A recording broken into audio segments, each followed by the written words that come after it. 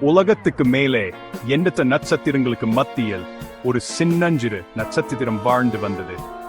அது ரொம்ப சின்னதா இருந்ததா மற்ற நட்சத்திரங்களைப் போல பிரகாசமா ஜொலிக்க முடியல. ஒவ்வொரு இரவும் மற்ற நட்சத்திரங்கள் மின்னுவதையும் பிரகாசிப்பதையும் அந்த சின்ன நட்சத்திரம் பார்த்துக்கிட்டே இருக்கும். அவை இரவு வானத்தை அவ்வளவு அழகா ஒளிர செய்யும். அந்த சின்ன நட்சத்திரத்தின் மனசுல ஒரு சின்ன வருத்தம் இருந்துச்சு. நான் ஏன் அவங்கள போல பிரகாசிக்க முடியலன்னு அது யோசிக்கும். அதோட வெளிச்சம் மங்கலாம் இன்னும். இரவுக்கு இரவு அந்த சின்ன நட்சத்திரம் முடிஞ்ச அளவுக்கு முயற்சி பண்ணும்.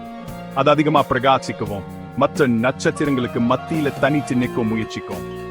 ஆனா அது கொஞ்சம் பங்களாதான் ஒளிரும். இரவு வானத்தோட பெரிய இருட்டுல அது எதுவுமே தெரியாது. அந்த சின்ன நட்சத்திரத்தில இருந்து ஒரு துளி ஒளி வழிஞ்சது.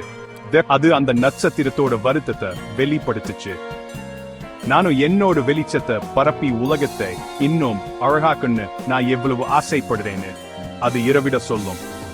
அந்த சின்ன நட்சத்திரம் தொலைஞ்சு போன மாதிரியும் தனியா இருக்கிற மாதிரியும் உணர்ந்தது.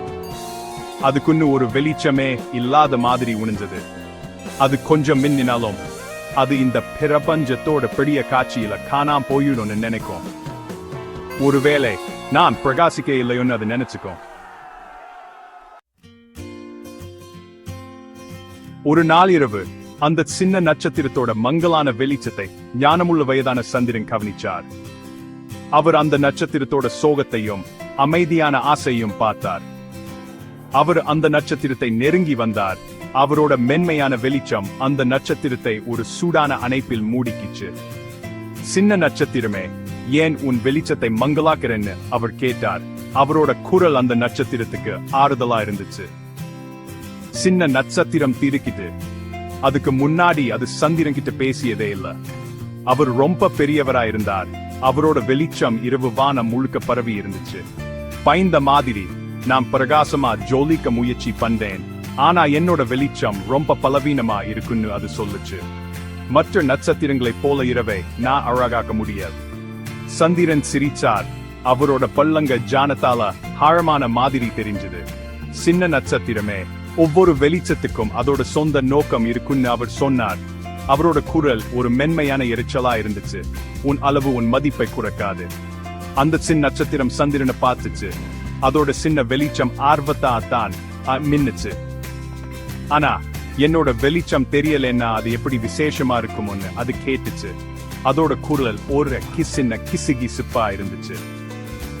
என்னோட வெளிச்சம் போதுமான அளவு பிரகாசமா இல்லைன்னா உலகத்துக்கு நான் எப்படி அழகை கொண்டு வர முடியும்? மென்மையான வெளிச்சத்தில குளிச்ச சந்திரன் அந்த சின்ன நட்சத்திரத்தை பார்த்தார். என் அம்பே, எல்லா அழகும் பிரகாசமாகவும் கண்ணை பறிக்க மாதிரியும் இருக்காதுன்னு அவர் மெதுவா சொன்னார். சில சமயங்கள்ல ரொம்ப விசேஷமான வெளிச்சம்னா அதுக்கு தேவைப்படுவங்களுக்கு ஒளிர சூடிதுதான். அந்த சின்ன நட்சத்திரம் சந்திரனோட வார்த்தைகளை பத்தி யோசிச்சுது. அது அதுக்கு முன்னாடி அப்படி யோசிச்சதே இல்ல. அது உண்மையா இருக்க முடியுமா? அது சின்னதா இருந்தாலும் அதோட வெளிச்சம் ஒரு மாற்றத்தை ஏற்படுத்துமா? ஆனா யாருக்கு என்னோட வெளிச்சம் தேவைப்படும்னு அது கேட்டுச்சு. அதோட குரல சந்தேகம் நிறைஞ்சிருந்துச்சு. பாரு, சந்திரன் தன்னோட வடிவத்தால கீழே இருக்க உலகத்தை நோக்கி சுட்டி காட்டினார். கீழே பாரு. அந்த சின்ன நட்சத்திரம் கீழே பார்த்துச்சு. மரங்களுக்கு மத்தியில் ஒரு சின்ன குடிசை இருக்கதை பார்த்துச்சு. அதோட ஜன்னல்ல இருந்து ஒரு மங்கலான சூடான வெளிச்சம் வந்துச்சு. அங்கே கீழே இருக்க தோட்டத்துல பூக்களுக்கு மத்தியில் மின்மினி பூச்சிகள் நடமாடுறத பார்த்துச்சு. அவங்களோட சின்ன வெளிச்சம் அந்த நட்சத்திரத்தோட வெளிச்சத்தை பிரதிபலிச்சுச்சு.